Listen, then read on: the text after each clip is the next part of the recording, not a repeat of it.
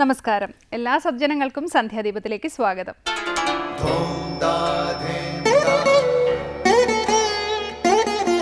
ശുഭം ഭവതു കല്യാണമായുസാരോഗ്യവർദ്ധനം സർവദുഃഖ വിനാശായ സന്ധ്യാദീപം നമോസ്തുതേ. നാമം ജപായനം പുണ്യം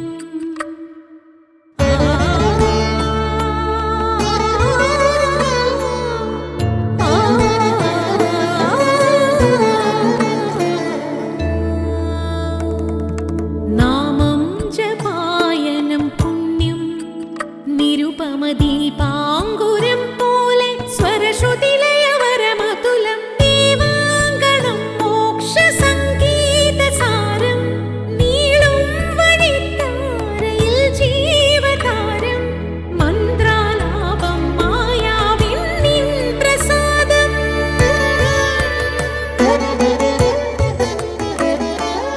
ഇരുൾ നീങ്ങിയുണരുന്ന തെളിനാളദീപം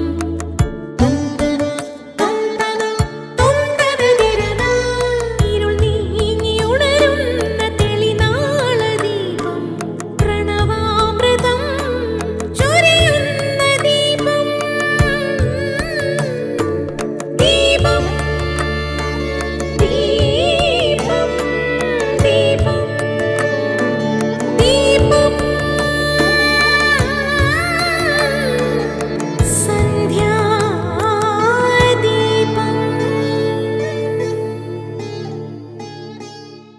ആശ നശിക്കാത്ത മനസ്സിൽ ആകുലതകൾ മാറുന്നില്ല. ആകുലത മാറാത്ത മനസ്സിലാകട്ടെ ആനന്ദവും ഉണ്ടാകുന്നില്ല. ഒരു ധനികൻ ഒരിക്കൽ ഒരു സന്യാസിയെ സന്ദർശിക്കാൻ എത്തി. സംസാരമധ്യേ ധനികൻ പറഞ്ഞു, സ്വാമി, എനിക്ക് വേണ്ടുവോളം ധനമുണ്ട്, പക്ഷേ സമാധാനം ഒട്ടുമില്ല. എനിക്ക് സമാധാനം വേണം. ഞാൻ എന്ത് ചെയ്യണം? സന്യാസി അയാളുടെ ചോദ്യത്തിന് ഉത്തരം നൽകിയില്ല. കുറച്ചപ്പുറം കളിച്ചുകൊണ്ടിരിക്കുന്ന ഒരു കൊച്ചു കുട്ടിയെ സന്യാസി അരികിലേക്ക് വിളിച്ചു. എന്നിട്ട് അവൻ ഒരു പഴം വെച്ച് നീട്ടി. കുട്ടി പഴം വാങ്ങി വലത് കൈയിൽ വെച്ചു. സന്യാസി വീണ്ടും ഒരു പഴം കൊടുത്തു.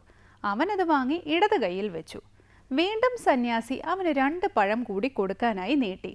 കുട്ടി നേരത്തെ കിട്ടിയ പഴം നെഞ്ചോട് ചേർത്ത് പിടിച്ച് വീണ്ടും വാങ്ങാനൊരുങ്ങിയപ്പോൾ എല്ലാ പഴങ്ങളും താഴെ വീണു. കുട്ടിക്ക് സങ്കടം വന്നു. അവൻ കരഞ്ഞു.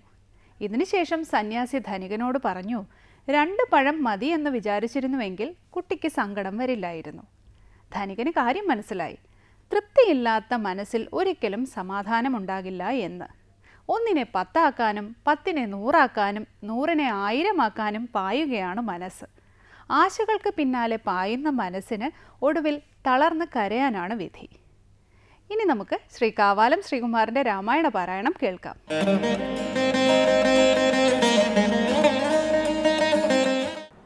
ഇങ്ങനെ 100,000 തല പോകിലുമെങ്ങും കുറവില്ലവൻ തലപത്തിനും.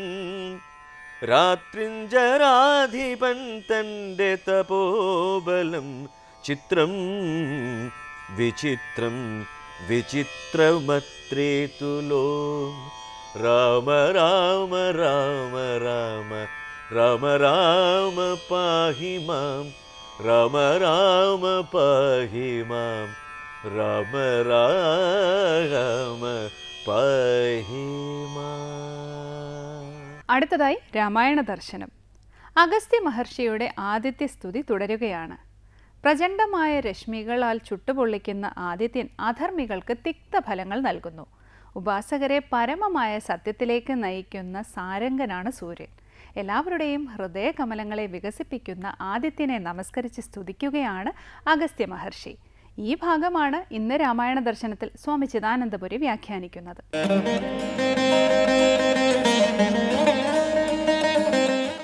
വാൽമീകീയ രാമായണത്തിലെ ആദിത്യ ഹൃദയമാണ് നമ്മൾ ശ്രദ്ധിക്കുന്നത്. ആദിത്യ ഭഗവാന്റെ അനേക പര്യായങ്ങളെ പറഞ്ഞുകൊണ്ട് നമിക്കുകയാണ്. ഒടുവിൽ നമ്മൾ ശ്രദ്ധിച്ചത് ആദിത്യ ശബ്ദം തന്നെയാണ്. ആദിത്യായ നമോ നമഃ. അതിഥിയുടെ പുത്രൻ ആദിത്യൻ. ദിതി നാശമാണ്, നാശരഹിതൻ, ആദിത്യൻ, ഇങ്ങനെയൊക്കെ അർത്ഥങ്ങൾ പറയാം. തുടർന്ന് നമ ഉഗ്രായ വീരായ സാരംഗായ നമോ നമഃ. നമ പത്മപ്രബോധായ മാർത്താണ്ഡായ നമോ നമഃ. നമ ഉഗ്രായ, ഉഗ്രമായ പ്രചണ്ഡമായ രശ്മികളോടൊത്തവൻ, സർവ്വലോകങ്ങളെയും ചുട്ടുപൊള്ളിക്കത്തക്ക വീര്യത്തോടു കൂടിയവൻ ഉഗ്രൻ. അതുപോലെ തന്നെ ദുർജനങ്ങൾക്ക്, അധർമ്മികൾക്ക് ഉഗ്രമായ ഭാവത്തോടു കൂടി കർമ്മഫലത്തെ പ്രദാനം ചെയ്യുന്നവൻ. ഇങ്ങനെ അനേക അർത്ഥങ്ങൾ പറയാം. ഉഗ്രായ നമഃ, വീരായ നമഃ, വീരൻ. ഈ സർവപ്രപഞ്ചങ്ങളുടെയും അല്ലെങ്കിൽ സർവ്വലോകങ്ങളുടെയും സംരക്ഷണം തന്നെ ആരുടെ വീര്യത്താലാണോ ആ വീരനാണ് സൂര്യഭഗവാൻ. ധർമ്മസംരക്ഷണത്തിനായിക്കൊണ്ടുള്ള വീര്യം സദാ ധരിക്കുന്നവനെന്നും അർത്ഥം പറയാം. അങ്ങനെ വീരനായിക്കൊണ്ട് നമസ്കാരം. സാരംഗായ നമഃ, സാരത്തെ ഗമിപ്പിക്കുന്നവൻ, സാരംഗൻ, സാരംഗനായിക്കൊണ്ട് നമസ്കാരം. സാരം പരമാത്മതത്വമാണ്. അജ്ഞാനത്തെ, അന്ധകാരത്തെ നീക്കി പരമാത്മതത്വത്തിലേക്ക് നമ്മളെ ഗമിപ്പിക്കുന്നവനാരോ അവനാണ് സാരംഗൻ. സാരംഗായ നമഃ. നമഃ പത്മപ്രബോധായ, പത്മത്തെ പ്രബോധിപ്പിക്കുന്നവൻ. പത്മം താമര, താമരയെ ഉണർത്തുന്നവൻ. സൂര്യൻ ഉദിക്കുന്നതോടുകൂടി താമര വിടരുന്നു. അപ്പോൾ താമരയെ, പത്മത്തെ പ്രബോധിപ്പിക്കുന്നവൻ, ഉണർത്തുന്നവനാരോ അവൻ സൂര്യൻ. അഥവാ പത്മശബ്ദത്താൽ ഹൃദയപുണ്ഡരീകം അർത്ഥമാക്കപ്പെടുന്നു. സകല ജീവരാശികളുടെയും ഹൃദയമാകുന്ന താമര. അവിടെ പ്രശോഭിക്കുന്ന ഭഗവാൻ സൂര്യമണ്ഡലസ്ഥിതൻ നമ്മുടെ ഹൃദയപത്മങ്ങളെ വികസിപ്പിക്കുന്നു. അങ്ങനെ ഹൃദയപത്മങ്ങളെ വികസിപ്പിക്കുന്നവൻ. മാർത്താണ്ഡായ നമോ നമഃ. ഈ പദം നേരത്തെയും വന്നു. മൃത്ത് ഭൂമിയാണ്. ഭൂമിയാൽ സകല ലോകങ്ങളും അർത്ഥമാക്കപ്പെടുന്നു. ഇപ്പോൾ സ്വന്തം അണ്ഡത്തിൽ, ഉദരത്തിൽ സകല ലോകങ്ങളെയും ധരിക്കുന്നവനാരോ അവൻ മാർത്താണ്ഡൻ. സകല ലോകത്തിനും കാരണമായവനെന്നർത്ഥം. അഥവാ ബ്രഹ്മാണ്ടത്തെ തന്നെ, മൃതമായ ബ്രഹ്മാണ്ടത്തെ, മൃതമായ അണ്ഡത്തെ ഉജ്ജീവിപ്പിക്കുന്നവൻ. താത്പര്യം, ഓരോ കൽപ്പത്തിൻ്റെയും ഒടുവിൽ കാരണഭാവത്തിലേക്ക് വിലയിക്കുന്ന ബ്രഹ്മാണ്ടത്തെ അടുത്ത കൽപ്പാദിയിൽ വീണ്ടും ജനിപ്പിക്കുന്നവനാരോ അവൻ മാർത്താണ്ഡൻ. ഇങ്ങനെ അനേക അർത്ഥങ്ങൾ നമുക്ക് ചിന്തിക്കാം. ഏതായാലും മാർത്താണ്ഡായ നമോ നമഃ. ബ്രഹ്മേശാനാച്യുതേശായ സൂര്യായാദിത്യവർച്ചസേ ഭാസ്വതേ സർവഭക്ഷായ രൗദ്രായ വപുഷേ നമഃ. ബ്രഹ്മാവ്, ഈശാനൻ, അച്യുതൻ എന്നിവരുടെ ഈശ്വരൻ. ബ്രഹ്മേശാനാച്യുതേശായ, ബ്രഹ്മാവും ഈശാനനും. ബ്രഹ്മാവ് സൃഷ്ടിയുടെ അധിദേവത, ഈശാനൻ രുദ്രൻ സംഹാരത്തിൻ്റെ അധിദേവത, അച്യുതൻ ഒരിക്കലും നാശമില്ലാത്ത സ്ഥിതിപാലകനായ വിഷ്ണു. ബ്രഹ്മാവ്, വിഷ്ണു, ശിവൻ എന്നിവരുടെ ഈശ്വരൻ. ഈ മൂന്നിനുമുപരി പാരമാർത്ഥിക സ്വരൂപത്തിൽ നിലകൊള്ളുന്നവൻ ബ്രഹ്മേശാനാച്യുതേശൻ. അങ്ങനെയുള്ളവനായിക്കൊണ്ട് നമസ്കാരം. സൂര്യായോ, സൂര്യനായിക്കൊണ്ട് നമസ്കാരം. സൂര്യശബ്ദം നേരത്തെയും വന്നിട്ടുണ്ട്. രശ്മീനാം ആകിരണാത്, സകല രശ്മികളെയും ആകിരണം ചെയ്യുന്നവൻ സൂര്യൻ. അഥവാ സൂര്യകളാൽ, വിദ്വാൻമാരാൽ, പണ്ഡിതന്മാരാൽ പൂജിക്കപ്പെടുന്നവൻ, ആദരിക്കപ്പെടുന്നവൻ സൂര്യൻ. ഇങ്ങനെ അനേക അർത്ഥങ്ങൾ പറയാം. സൂര്യനായിക്കൊണ്ട് നമസ്കാരം. എങ്ങനെയുള്ള സൂര്യൻ? ആദിത്യവർച്ചസേ, ഒരിക്കലും നശിക്കാത്ത വർച്ചസ്സോട് തേജസ്സോട് കൂടിയവൻ, ഒരിക്കലും നശിക്കാത്ത തേജസ്സോട് കൂടിയവൻ, ആദിത്യവർച്ചസ്. അങ്ങനെയുള്ളവനായിക്കൊണ്ട് നമസ്കാരം. ഭാസ്വതേ നമ. ഭാസ്വൻ എന്ന് പറഞ്ഞാൽ അങ്ങേയറ്റം ഉജ്ജ്വലിക്കുന്നവൻ, പ്രകാശിക്കുന്നവൻ. ഭാസ്വതേ നമ, പ്രകാശിക്കുന്നവനായിക്കൊണ്ട് നമസ്കാരം. സർവഭക്ഷായ, സർവത്തെയും ഭക്ഷിക്കുന്നവൻ. അഗ്നിരൂപത്തിൽ എല്ലാത്തിനെയും ഭക്ഷിക്കുന്നവനാണ്. അഗ്നിക്ക് എന്ത് സമർപ്പിച്ചാലും അത് ഭക്ഷിക്കും. അഗ്നിസ്വരൂപനാണ് സൂര്യൻ. അവിടെ നല്ലതെന്നോ ചീത്തയെന്നോ വ്യത്യാസമില്ല. സർവപ്രപഞ്ചത്തെയും ഭക്ഷിക്കുന്നവനാരോ അവൻ സർവഭക്ഷൻ. രൗദ്രായ വപുഷേ നമ. രൗദ്രവപുസ്സോടു കൂടിയവൻ. വപുസ് ശരീരമാണ്. അപ്പോൾ രൗദ്രമായ, പ്രചണ്ഡമായ, ഉഗ്രമായ, തീക്ഷ്ണമായ എന്നൊക്കെ അർത്ഥം പറയാം. വപുസ്സോട് ശരീരത്തോടു കൂടിയവൻ. ഇങ്ങനെയുള്ളവനായിക്കൊണ്ട് നമസ്കാരം. ഇങ്ങനെ സൂര്യഭഗവാന്റെ അനേക പര്യായങ്ങളെ പറഞ്ഞുകൊണ്ടാണ് ആദിത്യഹൃദയം ഉപദേശിക്കപ്പെട്ടത്. തുടർന്നും നമുക്ക് ശ്രദ്ധിക്കാം. ഓം സന്ധ്യാദീപം.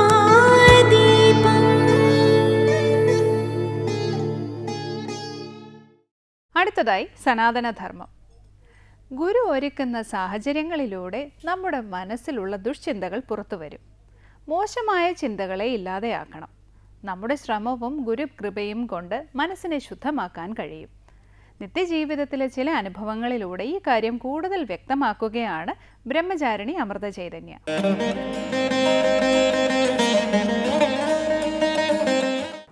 ഓം അമൃതേശ്വരേ നമഃ. കുറച്ച് ദിവസം മുമ്പ് എൻ്റെ അച്ഛനും അമ്മയും എന്നെ ഫോൺ ചെയ്തു. കുറച്ചു നേരം ഞങ്ങൾ 3 പേരും തമാശകൾ പറഞ്ഞു ചിരിച്ചു. പിന്നെ പ്രത്യേകിച്ച വിശേഷങ്ങൾ ഒന്നുമില്ലാത്ത കാരണം നമ്മുടെ സംസാരം വാക്യൂം ക്ലീനറിൽ ചെന്നെത്തി. എൻ്റെ വീട്ടിലമ്മ പറഞ്ഞു, നമ്മുടെ പഴയ വാക്യൂം ക്ലീനർ ഓർമ്മയുണ്ടല്ലോ, അതിന് വല്ലാത്ത ഭാരമായിരുന്നു. എനിക്ക് ഉപയോഗിക്കാൻ വലിയ ബുദ്ധിമുട്ടായിരുന്നു. അതുകൊണ്ട് കുറച്ച് ദിവസം മുമ്പ് ഞാനും നിൻ്റെ അച്ഛനും കൂടി പോയി പുതിയൊരു വാക്യൂം ക്ലീനർ വാങ്ങി. എനിക്ക് അത് ഉടനെ തന്നെ ഉപയോഗിക്കാൻ കൊതിയായി. ഞാൻ നമ്മുടെ സ്വീകരണമുറി വാക്യൂം ചെയ്തു. നല്ല എളുപ്പം, ഭാരമേയില്ല, സുഖമുണ്ട് ഉപയോഗിക്കാൻ. പക്ഷേ വാക്യൂം ചെയ്തതിന് ശേഷം ഞാൻ ആ പൊടി നിറയുന്ന സഞ്ചി തുറന്നു നോക്കിയപ്പോൾ അത് 3/4 ഭാഗവും പൊടി നിറഞ്ഞിരിക്കുന്നത് കണ്ടു. ദേഷ്യത്തോടെ ഞാൻ അച്ഛനോട് പറഞ്ഞു, ആ കടക്കാരൻ നമുക്ക് ഒരു സെക്കൻഡ് ഹാൻഡ് വാക്യൂം ക്ലീനറാണ് വിറ്റിരിക്കുന്നത്. നോക്കൂ, ഇതിനു മുമ്പും ഉപയോഗിച്ചിട്ടുണ്ട്. കണ്ടില്ലേ, പൊടി കളയേണ്ട സഞ്ചി നിറഞ്ഞു കഴിഞ്ഞിരിക്കുന്നു. എന്തൊരു കഷ്ടം! ഈ കടക്കാർ ഇങ്ങനെ നമ്മളെ പറ്റിക്കാമോ? തിരിച്ചു കൊടുക്കുന്നതിന് മുമ്പ് എന്തായാലും അടുത്ത മുറിയും കൂടി വൃത്തിയാക്കി നോക്കിയേക്കാമെന്ന് എൻ്റെ വീട്ടിലമ്മ വിചാരിച്ചു. അമ്മ പറഞ്ഞു, ഞാൻ ആ സഞ്ചിയിലെ പൊടിയെല്ലാം കളഞ്ഞു. അതിനുശേഷം അടുത്ത മുറിയും വാക്യൂം ചെയ്തു. പൊടി സഞ്ചി തുറന്നപ്പോൾ അത് വീണ്ടും നിറഞ്ഞിരിക്കുന്നു. അപ്പോഴാണ് എനിക്ക് മനസ്സിലായത്, നമ്മളെ ആരും കലിപ്പിച്ചതല്ല. അത് സെക്കൻഡ് ഹാൻഡ് വാക്യൂം ക്ലീനർ ഒന്നുമായിരുന്നില്ല, പുതിയത് തന്നെ. 2 മുറികൾ നമ്മൾ വാക്യൂം ചെയ്തപ്പോഴേക്കും എത്രമാത്രം പൊടിയാണ് അതിൽ വന്നു വീണത്. അപ്പോഴാണ് എനിക്ക് മനസ്സിലായത്, പഴയ വാക്യൂം ക്ലീനർ എത്ര മോശമായിട്ടാണ് അതിൻ്റെ പണി ചെയ്തിരുന്നതെന്ന്. മുമ്പും വാക്യൂം ചെയ്തതിന് ശേഷം എനിക്ക് ആ മുറികൾ വൃത്തിയായി എന്ന് തോന്നിയിരുന്നു. പക്ഷേ ആ കാർപ്പറ്റിലെല്ലാം അത്രമാത്രം പൊടി അവശേഷിച്ചിരുന്നു. ഇപ്പോഴാണ് വീട് ശരിക്ക് വൃത്തിയാവുന്നത്. പുതിയ വാക്യൂം ക്ലീനർ വന്നതോടെ വർഷങ്ങളായിട്ട് പൊടി പിടിച്ചു കിടക്കുന്ന ഭാഗങ്ങൾ നല്ലവണ്ണം വൃത്തിയാവുന്നുണ്ട്. വീട്ടിലമ്മയ്ക്ക് പറ്റിയ അമളി ആലോചിച്ച് ഞങ്ങൾ വീണ്ടും കുറേ ചിരിച്ചു. എന്നാൽ ആ ഫോൺ കോളിന് ശേഷം എനിക്ക് നമ്മുടെ അമ്മയുടെ വാക്കുകൾ ഓർമ്മ വന്നു. നമ്മുടെ അമ്മ പറയുന്നു, ഒരു മുറി അടിച്ചു വാരിയാൽ നമുക്കത് വൃത്തിയായി എന്ന് തോന്നും. പക്ഷേ നമ്മൾ നനഞ്ഞ തുണി കൊണ്ട് തുടയ്ക്കുമ്പോഴാണ് കുറേയും കൂടി ചെളി പുറത്തേക്ക് വരുന്നത്. അതുപോലെ നമ്മുടെ മനസ്സിലെ ചെളി നമ്മൾ കാണുന്നില്ല. ഗുരു ഒരുക്കുന്ന സാഹചര്യങ്ങളിലൂടെ നമ്മുടെ മനസ്സിൽ ഒളിച്ചിരിക്കുന്ന വാസനകൾ, ദുശ്ചിന്തകൾ പുറത്തേക്ക് വരും. അത് നാം കാണുകയും അതിനെ ഇല്ലാതാക്കുവാൻ പരിശ്രമിക്കുകയും ചെയ്യും. നമ്മുടെ ആ പരിശ്രമവും ഗുരുവിൻ്റെ കൃപയും ഒത്തുചേരുമ്പോൾ നമ്മുടെ മനസ്സ് ശുദ്ധമാകും. ഇങ്ങനെയാണ് ഗുരു നമ്മുടെ മനസ്സിനെ വൃത്തിയാക്കുന്നത്. എൻ്റെ മനസ്സിലെ അഹങ്കാരം പൊന്തി വന്ന ഒരു അനുഭവം പറയട്ടെ. കുറച്ച് മാസങ്ങൾക്ക് മുമ്പ് അമ്മ ഭജൻസ് റെക്കോർഡ് ചെയ്യാൻ വരുന്ന സമയം, ഞാൻ എപ്പോഴും റെക്കോർഡിംഗ് സമയത്ത് ഇരിക്കുന്ന ഒരു പ്രത്യേക സ്ഥലമുണ്ട്. ആ ദിവസം ഞാൻ അവിടെ ചെന്നപ്പോൾ 2 സ്വാമിനിമാർ എന്നോട് വന്നിട്ട് പറഞ്ഞു, അവിടെ വേറൊരാൾ ഇരിക്കട്ടെ എന്ന്. അതിന് തക്കതായ കാരണമുണ്ടായിരുന്നു. അമ്മ വന്നു, ഞാൻ വേറൊരു ഇടത്തേക്ക് മാറിയിരുന്നു. അവിടെ ഇരുന്ന് ഞാൻ എൻ്റെ കമ്പ്യൂട്ടറിൽ വർക്ക് ചെയ്തു. പക്ഷെ അമ്മയെ ശരിക്കും കാണുവാൻ പറ്റുന്നുണ്ടായിരുന്നില്ല. ആ ഒരു സാഹചര്യം സ്വീകരിക്കുന്നതിന് പകരം എൻ്റെ മനസ്സ് മുറുമുറുക്കാൻ തുടങ്ങി. ഞാനല്ലേ ആദ്യം വന്നത്, അപ്പോൾ എൻ്റെ സ്ഥലമല്ലേ അത്? ഒരു വിഡ്ഢിയെപ്പോലെ സ്വയം സഹതാപത്തിൻ്റെ അഗാധമായ ഗർത്തത്തിലേക്ക് ഞാൻ വീണു. ആർക്കും എന്നെക്കുറിച്ച് ഒരു ചിന്തയുമില്ല. എനിക്ക് അമ്മയെ കാണാൻ പറ്റുമോ എന്ന് ആരെങ്കിലും ചിന്തിക്കുന്നുണ്ടോ? എൻ്റെ മുഖത്തെ ഭാവഭേദങ്ങൾ ഒളിപ്പിക്കാൻ പറ്റില്ല. അപ്പോൾ എൻ്റെ മുഖം കടന്നൽ കുത്തിയപ്പോലെ ഉണ്ടായിരുന്നു. പക്ഷേ ഫേസ് മാസ്ക് ഉള്ള കാരണം വലിയ കുഴപ്പമുണ്ടായില്ല. വൈകുന്നേരം ഭജന സമയം. അമ്മയുടെ മാസ്മരികമായ ഭജന നടക്കുമ്പോഴാണ് മനസ്സിൽ മനനം ചെയ്ത് എനിക്ക് പലതും തെളിയുക. എനിക്ക് പെട്ടെന്ന് പിടികിട്ടി. ഇത് അമ്മ ഒരുക്കിയ ഒരു സാഹചര്യമാണ്. ഇത് എനിക്കുള്ള ഒരു ടെസ്റ്റ് പേപ്പറായിരുന്നു. ഞാൻ എങ്ങനെ ഇതിന് പ്രതികരിക്കുമെന്നുള്ളത് നിങ്ങൾക്ക് മനസ്സിലായി കാണുമല്ലോ. എൻ്റെ പ്രതികരണം വളരെ അപക്വമായിരുന്നു. എൻ്റെ അഹങ്കാരം തൊട്ടപ്പോൾ തന്നെ തല ഉയർത്തി. മാത്രമല്ല, ആ സ്ഥലം എൻ്റെ മാത്രമെന്ന് ഞാൻ ഉറപ്പിച്ചിരുന്നു. അത് എൻ്റെ ചേച്ചിമാർക്കും ഇരിക്കാനുള്ളതാണെന്ന് മനസ്സിലാകാതെ അവർക്കെതിരെ ഞാൻ എന്നാലും എൻ്റെ സ്ഥലമെടുത്തല്ലോ എന്ന് വിചാരിച്ചു കൊണ്ടേയിരുന്നു. എന്നോട് മര്യാദ വേണമെന്ന് ഞാൻ ചിന്തിച്ചു. മര്യാദ അവർക്ക് നൽകാൻ ഞാൻ മറന്നുപോയി. എനിക്ക് മനസ്സിലായി, ആ ടെസ്റ്റ് പേപ്പറിൽ ഞാൻ തോറ്റു. ഞാൻ 8 നിലയിൽ പൊട്ടി. പക്ഷേ എനിക്ക് അമ്മയോട് വളരെയധികം നന്ദി തോന്നി. എൻ്റെ അഹങ്കാരം പുറത്തു കൊണ്ടുവന്നതിനും അതെനിക്ക് മനസ്സിലാക്കി തരികയും ചെയ്തതിനും.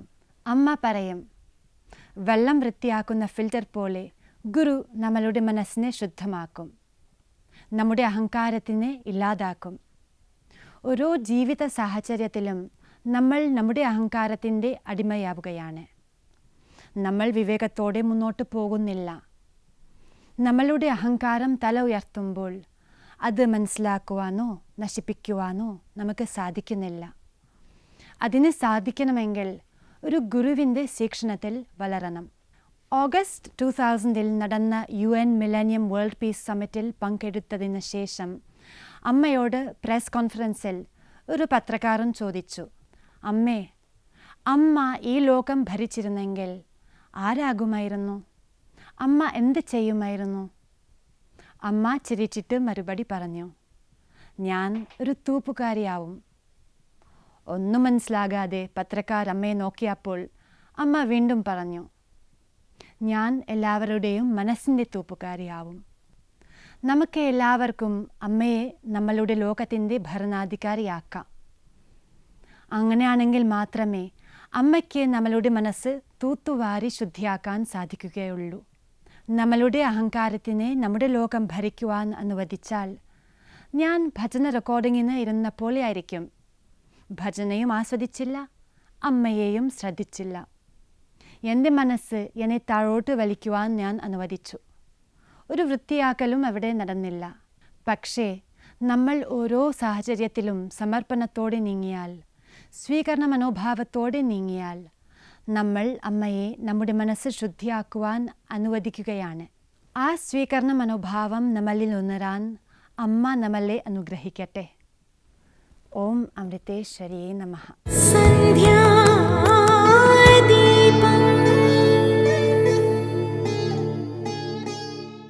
അടുത്തതായി ദീപാരാധനയാണ്.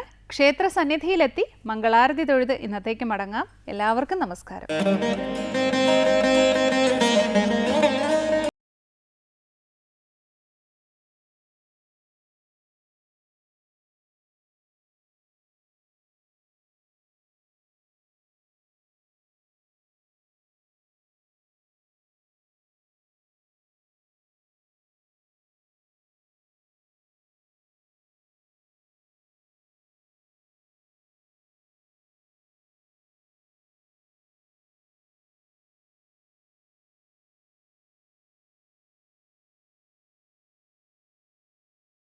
श्रीचक्रराजसिंहासनेश्वरी श्रीललिताम्बिकये भुवनेश्वरी श्रीचक्रराजसिंहासनेश्वरी श्रीललिताम्बिकये भुवनेश्वरी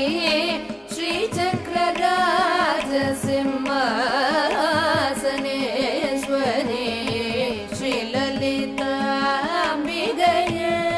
भुवनेश्वरी आगमवेद कलामय रूपिणी आगमवेद कलामय रूपिणी अखिल चराचर जननी नरा